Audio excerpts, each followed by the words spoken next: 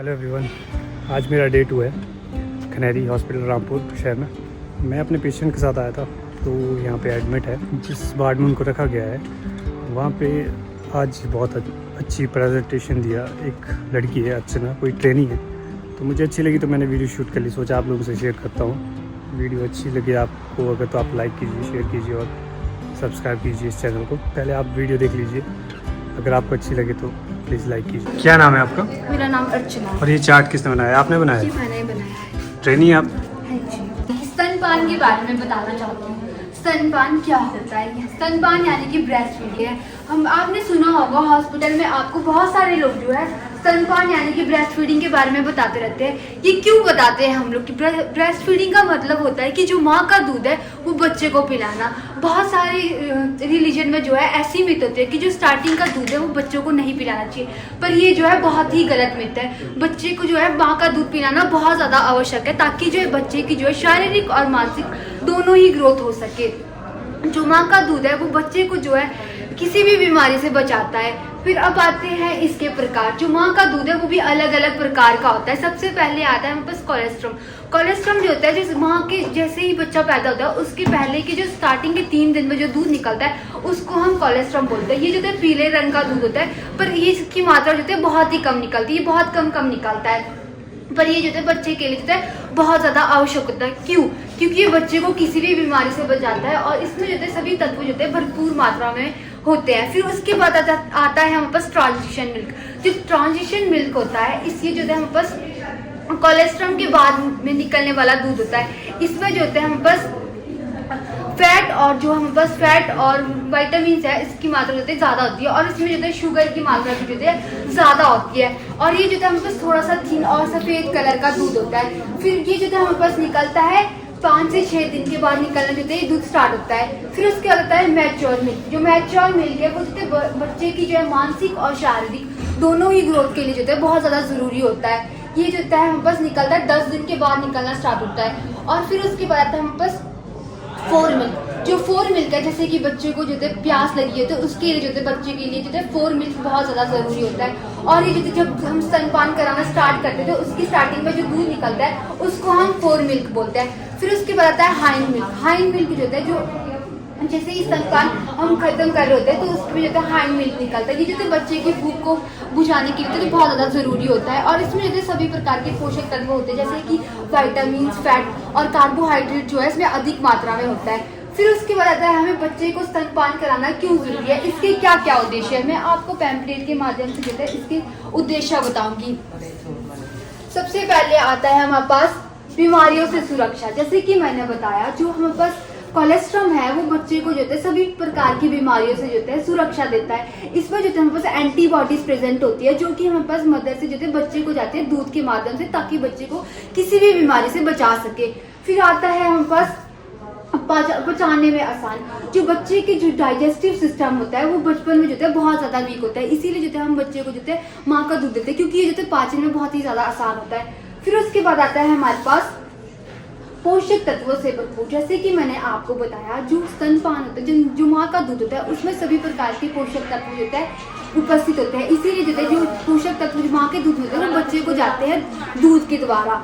फिर उसके बाद आता है हमारे पास मानसिक विकास। जैसे कि मैंने आपको बताया जो मैच्योर मिल्क है वो बच्चे की शारीरिक और मानसिक ग्रोथ दोनों के लिए जो है बहुत ज़्यादा ज़रूरी होता है। फिर उसके बाद आता है हमारे पास बच्चे को दूध पिलाते समय कौन कौन सी पोजीशन देनी चाहिए, कि कौन कौन सी स्थितियों का यूज़ करना चाहिए बच्चे को दूध पिलाने में। मैं आपको चार्ट के माध्यम से इसकी स्थितियाँ बताऊंगी। सबसे पहले आता है हमारे पास क्रैडल होल्ड पोजीशन, जो कि मोस्ट कॉमनली सभी माएँ जो है अपने बच्चे को दूध पिलाने के लिए यूज करती है। इसमें जो है एक हाथ हम अपने बच्चे के सर पे रखेंगे और दूसरा हाथ जो है हम नीचे वाले हिस्से पे रखेंगे।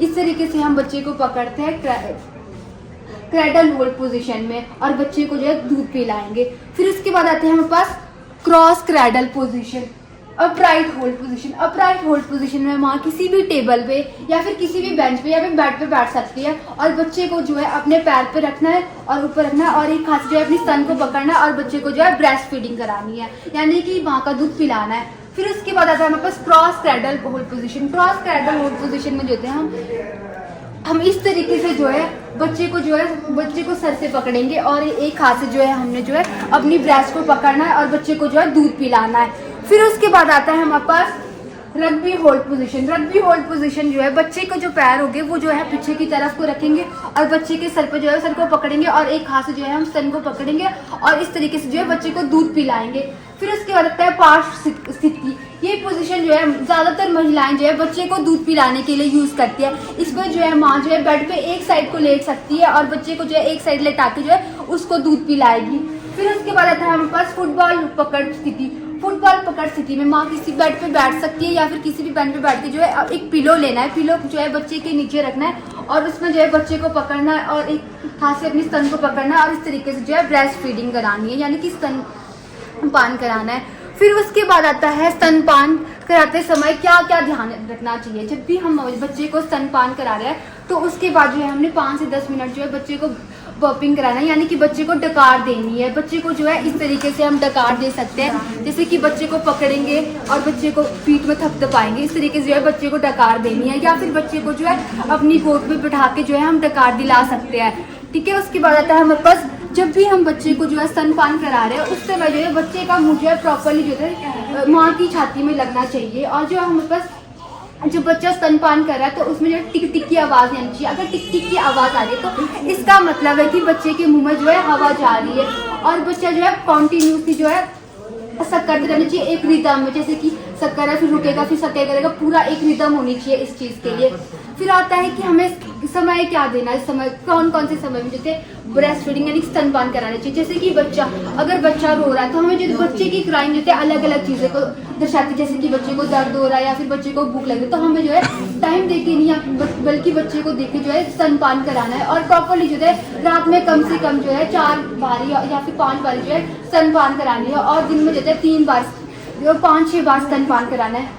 और देखना है कि बच्चा जो है प्रॉपरली डायपर गीला कर रहा है। एक दिन में कम से कम 5 से 6 डायपर गीला करना चाहिए बच्चे ने, अगर प्रॉपरली बच्चा स्तनपान ले रहा है, अगर माँ प्रॉपरली जो है बच्चे को फीड करा रही है, ठीक है। उसके बाद आते हैं हमारे पास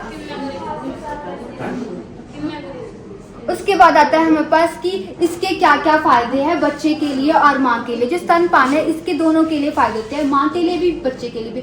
मैंने बच्चे के फायदे तो आपको बता दी, तो अब मैं बताती हूँ माँ के लिए क्या क्या फायदे हैं। जैसे कि अगर माँ और बच्चे के बीच का बॉन्ड बढ़ाता है, जैसे अगर माँ को जो है इससे यूट्रस या फिर ब्रेस्ट कैंसर होने के चांसेस भी जो है कम होते हैं। क्योंकि ब्रेस्ट कैंसर होने के चांसेस कैसे कम है, अगर हम प्रॉपर्ली जो है बच्चे को जो है स्तनपान करा रहे हैं तो उसमें जो है माँ के स्तन में जो है जो दूध है वो कलेक्ट नहीं होगा, जिसकी वजह से जो है हमारे पास ब्रेस्ट कैंसर होने के चांसेस भी जो है कम होते हैं। और माँ और बच्चे के बीच में जो है ये बॉन्ड को बढ़ाता है और जो है ये जो माँ के जो वेट है उसको भी कम करने में जो है बहुत ज़्यादा अधिक महत्वपूर्ण रोल बनाता है। फिर उसके बाद आता है हमारे पास कि ब्रेस्ट जैसे स्तनपान कब कौन सी महिलाएं नहीं करा सकती है। जैसे कि अगर किसी माँ को HIV है या फिर एक्टिव TB है तो ये महिलाएं जो है हमारे पास स्तनपान नहीं करा सकती है।